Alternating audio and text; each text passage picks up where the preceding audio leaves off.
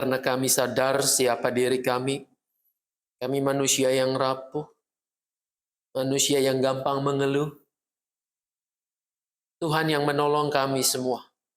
Sehingga melalui pembacaan firman-Mu dan perenungannya, kami boleh dimampukan, paham dan mengerti akan apa yang Engkau inginkan kami lakukan. Dan biarlah juga Tuhan yang menolong, supaya tidak hanya kami menjadi pendengar firman saja, melainkan pelaku-pelaku firman-Mu. Karena hanya dengan demikianlah kami disebut manusia yang berbahagia. Hamba-Mu dalam kelemahan keterbatasannya, biarlah Tuhan yang menolongnya. Sehingga ketika ia menyatakan, memberitakan firman-Mu, semuanya menjadikan kehendak Tuhan dinyatakan untuk kami kini dan di sini. Dalam nama Tuhan kami Yesus Kristus kami berdoa. Amin. Saya akan membacakan untuk kita semua Matius 12 ayat 46 sampai dengan 50 demikian. Ketika Yesus masih berbicara dengan orang banyak itu,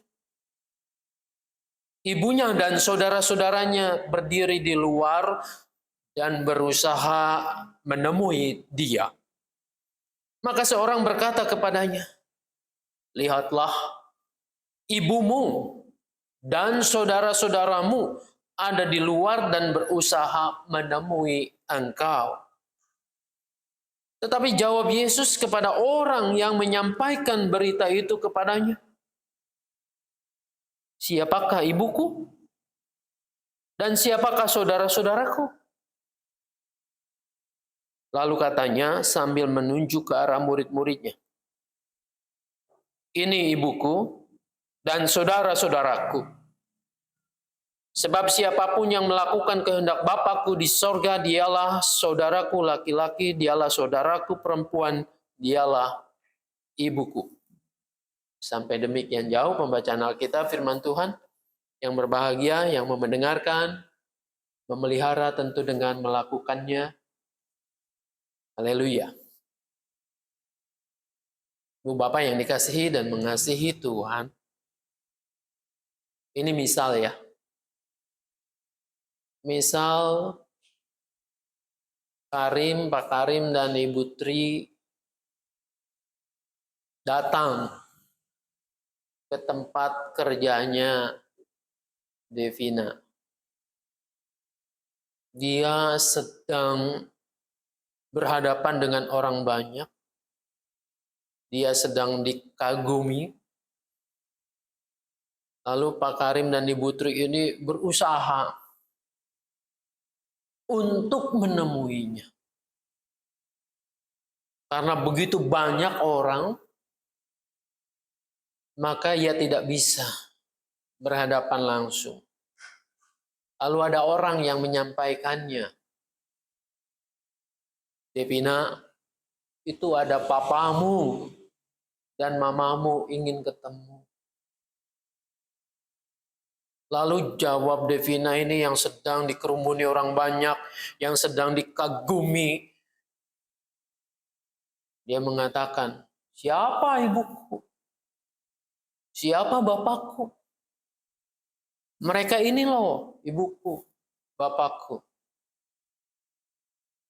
Kira-kira perasaan Pak Karim dan Ibu Tri gimana? "Oh, baik sekali anakku. Ya sudah, kamu di situ aja. Nggak usah ketemu aku." Mungkin ada perasaan dongkol ya. Perasaan yang tidak nyaman. Kenapa ngurusin orang lain? Wah, aku dan yang lain saudara-saudara mau ketemu saja susah sekali. Banyak orang marah karena situasi yang seperti ini. Banyak orang tua mungkin kecewa kalau anak yang dinantikan ini kok nggak pulang-pulang. Nggak pernah nengok orang tuanya. Nggak pernah mengerti. Dia sibuk terus dengan pekerjaannya. Saudara-saudara, apakah begitu yang sedang dihadapi oleh Yesus ketika ibunya dan saudara-saudaranya ingin ketemu? Nah, lalu orang mencari tahu, siapa sih saudara-saudaranya Yesus ini? Mau ngapain sih ia datang ke situ? Karena sibuk dengan itunya, maka sesuatu yang intinya yang mau disampaikan oleh Yesus sendiri menjadi terpinggirkan. Ya bisa saja pada waktu itu Ibu Yesus Maria bersama saudara-saudaranya khawatir. Ini anaknya kemana? Saudaranya kemana? Barangkali sudah lama tidak pulang-pulang.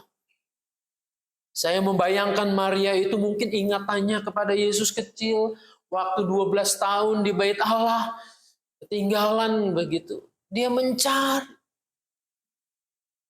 Jadi seorang ibu, saya percaya ya, berapapun usia anaknya itu, pasti ya tetap kamu itu anakku. Pasti akan dicari. Bisa juga begitu. Atau kalau kita kaitkan dengan bacaan sebelumnya, dengan kisah-kisah sebelumnya, Yesus itu berhadapan dengan pemuka-pemuka agama, Farisi. Persis seperti waktu 12 tahun umurnya. Berhadapan dengan mereka. Baru saja Yesus menyembuhkan orang di rumah ibadah. Di rumah ibadah. Dia menyembuhkan orang. Peristiwa itu hari Sabat. Lalu terjadilah konflik. Terjadilah perdebatan yang mungkin menurut saya perdebatan yang hebat juga. Akhirnya karena perdebatan itu Yesus menyingkir. Menyingkir ke tempat lain. Tetapi orang-orang yang telah mendengar, orang-orang yang telah melihat karya Yesus itu, merasakan mukjizatnya, mereka tak kenal lelah.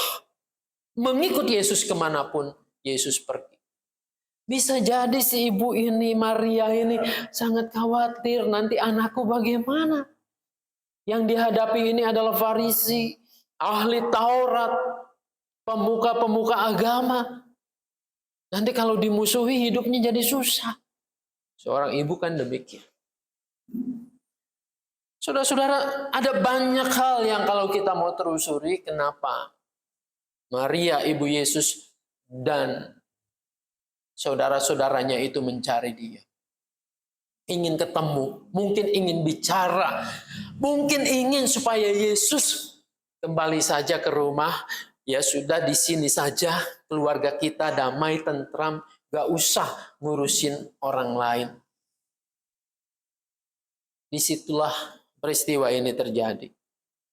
Yesus memakai situasi seperti ini untuk memberikan pelajaran, untuk memberikan penekanan. Siapa sesungguhnya yang menjadi saudara dan ibu dari Yesus ini. Di ayat yang ke-49, ini ibuku dan saudara-saudaraku.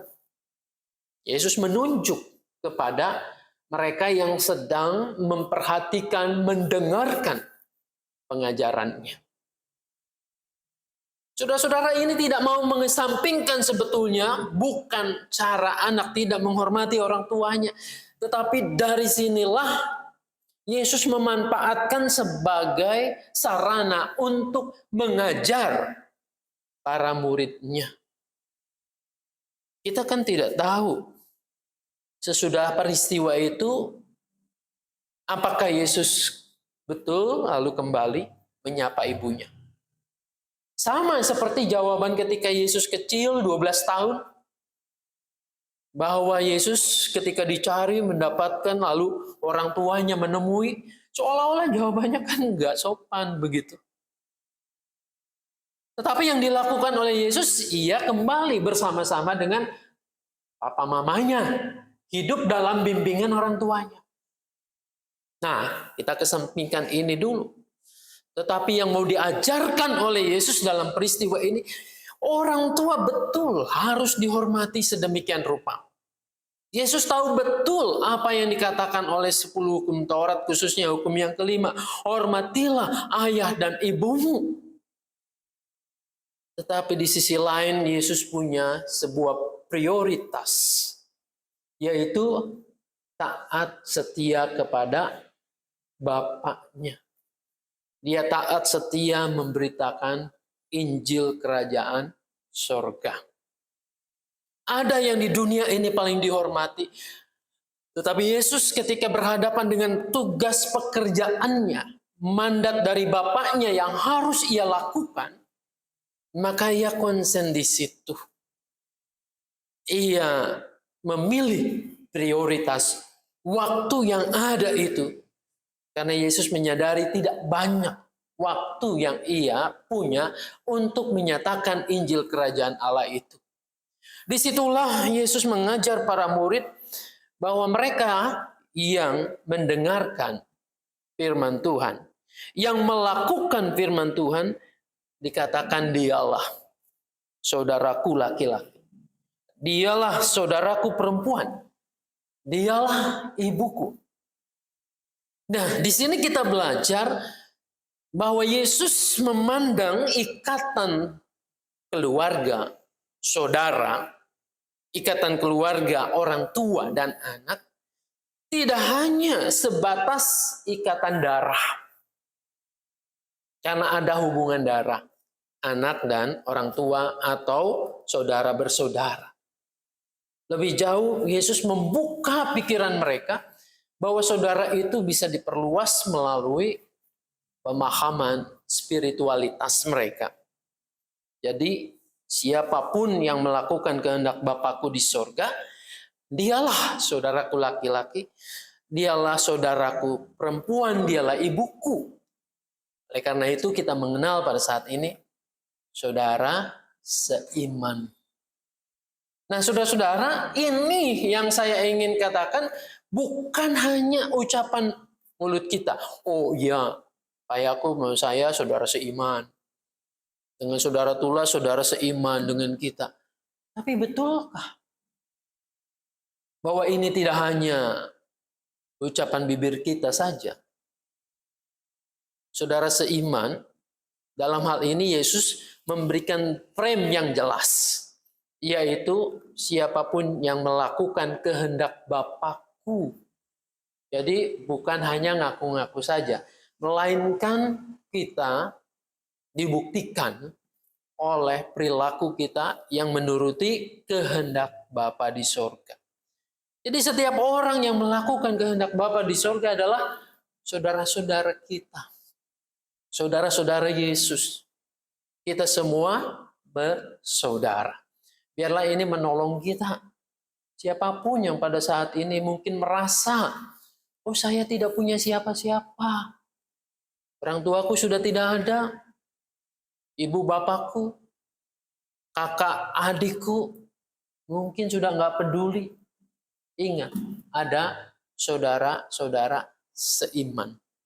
Ingat bahwa di dalam Kristus kita bersaudara. Tuhan menolong memberkati kita. Amin. Mari kita berdoa. Bapak Surgawi, terima kasih Tuhan mengingatkan kami kembali bahwa di dunia ini kami tumbuh, kami ada tidak hanya berada dalam lingkup hubungan karena darah, saudara-saudara, orang tua, tetapi Kristus telah memperluas itu, membuka cakrawala pandang kami, bahwa setiap orang yang melakukan kehendak Bapa di surga, pada hakikatnya adalah saudara, pada hakikatnya adalah ayah dan ibu kami.